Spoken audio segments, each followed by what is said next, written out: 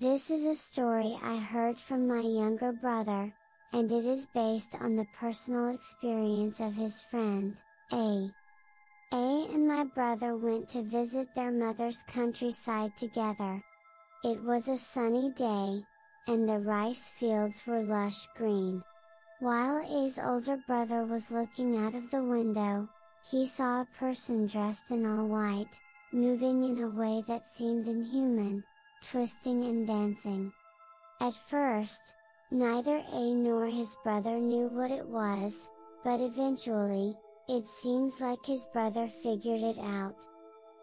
However, when A asked, "Brother, what is that? If you know, please tell me," his brother replied, "I know, but it's better if you don't." Even now, A doesn't know. When I suggested asking his brother again, my brother responded, "A's brother has intellectual disabilities now."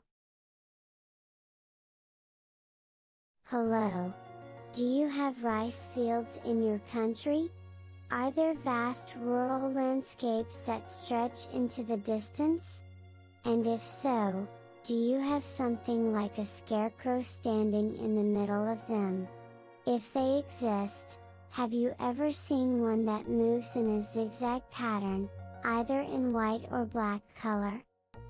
If you have ever seen something white and wriggling, it's highly likely that you have become broken.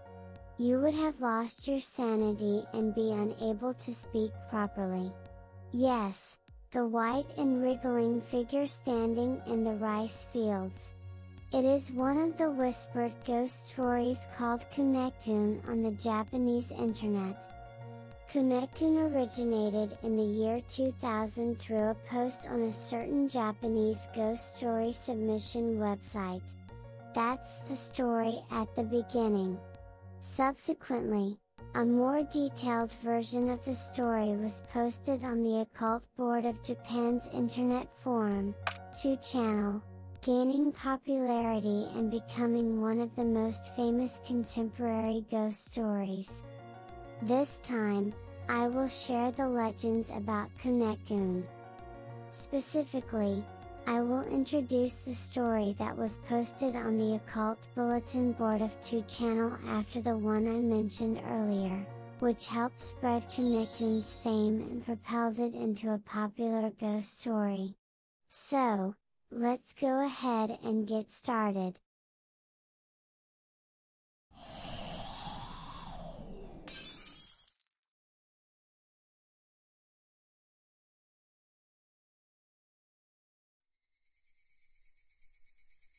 I visited my grandmother's house once a year during the Bon Festival. As soon as I arrived, I went outside to play with my older brother.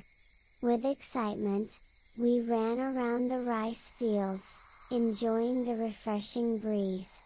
As the sun rose high and it approached midday, the wind suddenly ceased. Then, an eerily gentle breeze began to blow, giving me an unsettling feeling. I complained, "Why is it so warm even though it's already hot?" losing the exhilaration I had just felt. Meanwhile, my brother was looking in a different direction. I asked him, "What's wrong with that scarecrow over there?" He replied, "No, look beyond it," and squinted his eyes even more. Intrigued, I stared intently into the distance, far beyond the rice fields. I indeed saw something. What is that? From a distance, it was hard to make out, but there was a white object about the size of a person moving undulatingly.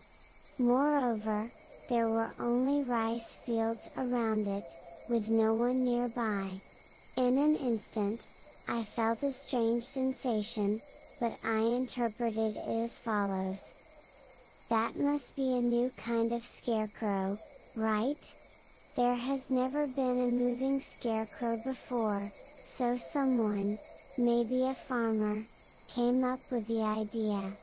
It's probably moving because of the wind that has been blowing since earlier. My brother seemed to accept my straightforward interpretation, but his expression quickly changed. The wind suddenly stopped. But the white object continued to undulate as before. My brother exclaimed in astonishment, "Hey! It's still moving! What on earth is that?" He couldn't contain his curiosity and went back to the house to get binoculars. Excitedly, he returned to the scene, saying, "Let me take a look first, and you wait here." He eagerly peered through the binoculars. Suddenly, his face transformed. He turned pale in an instant, broke into a cold sweat, and eventually dropped the binoculars. Trembling, I mustered the courage to ask him, "What was it?" He answered slowly, I don't know." It was no longer his voice. He walked back to the house, appearing distressed. I intended to pick up the fallen binoculars and look at the object that had terrified my brother, but his words had shaken me, and I lacked the courage to look. However, my curiosity remained. From a distance, it was just a white object moving strangely undulatingly. It was a bit peculiar, but it didn't evoke a greater sense of fear. However, my brother. "Alright, I have to see it for myself. I will ascertain what it was that instilled fear in my brother." I reached for the fallen binoculars. At that moment, my grandfather came rushing toward me in a state of panic. Before I could ask him what was wrong, he urgently exclaimed, "You mustn't look at that white object! Did you see it?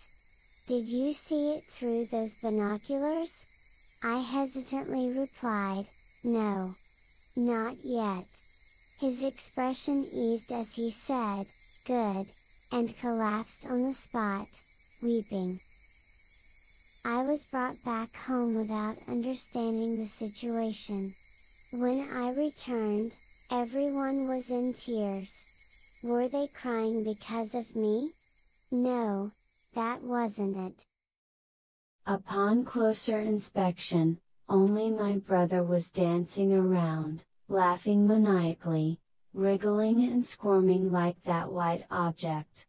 The sight of my brother, who had gone mad, filled me with more fear than the white object itself. On the day I left my hometown, my grandmother said, "It's better to leave your brother here. If he stays over there, it will be too confined, and considering society, he won't last more than a few days.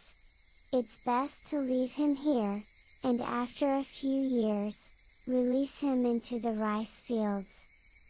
Upon hearing those words, I screamed at the top of my lungs. The brother I used to know was gone. Even if I were to see him again when I visited my parents' house next year, he wouldn't be the same. How did it come to this? We were playing happily together just a little while ago. Why?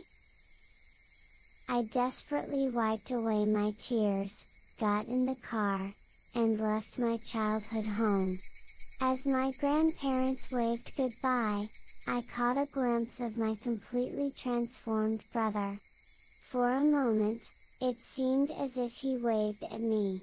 As I moved further away, I tried to see his expression through the binoculars. My brother was indeed crying. His face bore a smile, but it was a sad smile, unlike any I had ever seen from him before. And when we turned the corner, I could no longer see my brother. But I continued to gaze through the binoculars, shedding tears. He will return to his normal self someday. That's what I thought, reminiscing about my brother's old self, while overlooking the vast expanse of green rice fields. And as I recalled memories of my brother, I kept peering through the binoculars. At that moment, I saw something I shouldn't have seen up close.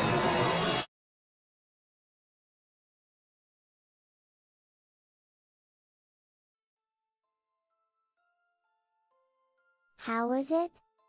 I may have realized it with my last words, but this story is a work of fiction.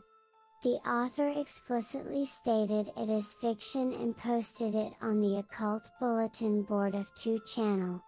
However, that doesn't necessarily mean that the opening story is fictional. It's possible that Kune Kune really exists. Kune Kune refers to a wriggling presence that is said to appear in places like rice fields, and if you come to know its true nature, it can shatter your sanity. Other stories about Kunekun have been shared, and depending on the account, the color of Kunekun can be described as black. I'm not sure if they exist in countries other than Japan. But if you happen to encounter a wriggling presence standing in a rice field, be careful not to discover its true identity. There are many more ghost stories originating from the Japanese internet like this. They are all interesting, so although it will be gradual, I hope to introduce them little by little. Please subscribe to the channel and hit the like button. Well then, let's meet again in the next video.